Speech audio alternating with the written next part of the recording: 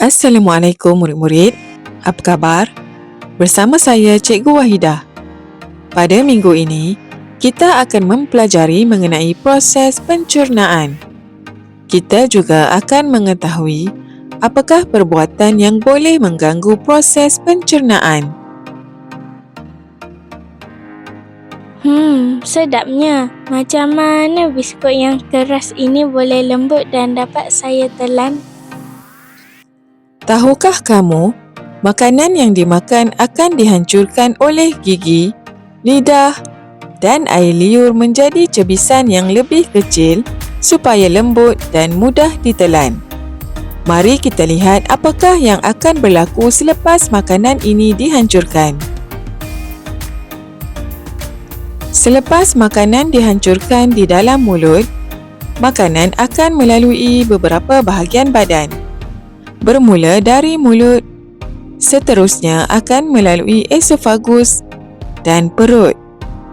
Dari perut pula, makanan akan melalui usus dan seterusnya ke dubur. Perhatikan sekali lagi dan nyatakan semula laluan tersebut. Mulut, esofagus, perut, usus dan dubur. Apakah yang berlaku di setiap bahagian tersebut? Pencernaan makanan. Selepas makanan dikunyah di mulut, makanan akan bergerak melalui esofagus, iaitu saluran yang menghubungkan mulut dengan perut.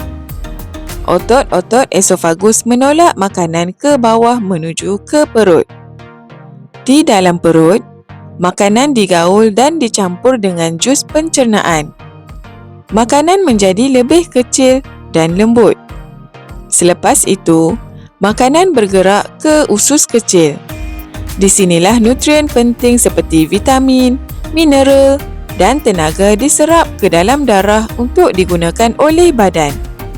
Sisa makanan yang tidak diperlukan bergerak ke usus besar.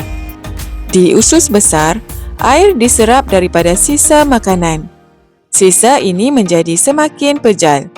Akhir sekali, sisa makanan tidak diperlukan oleh badan dikeluarkan melalui dubur sebagai tinja.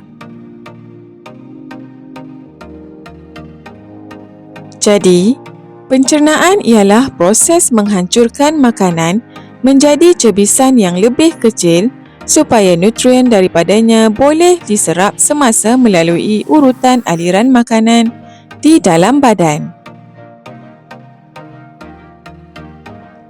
Terdapat beberapa perbuatan yang boleh mengganggu proses pencernaan. Mari kita lihat situasi berikut. Makan sambil berlari. Perbuatan ini tidak baik kerana makanan tidak dikunyah dengan sempurna. Akibatnya, seseorang boleh mengalami loya atau muntah. Kedua, makan terlalu cepat tanpa mengunyah dengan baik.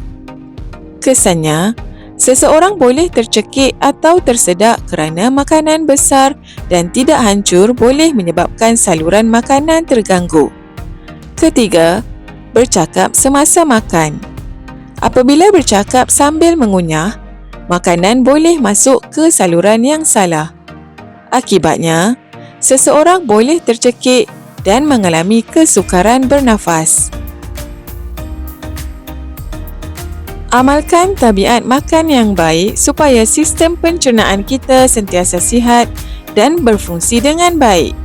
Ingat, makan dengan betul, pencernaan lebih sihat. Jumpa lagi murid-murid.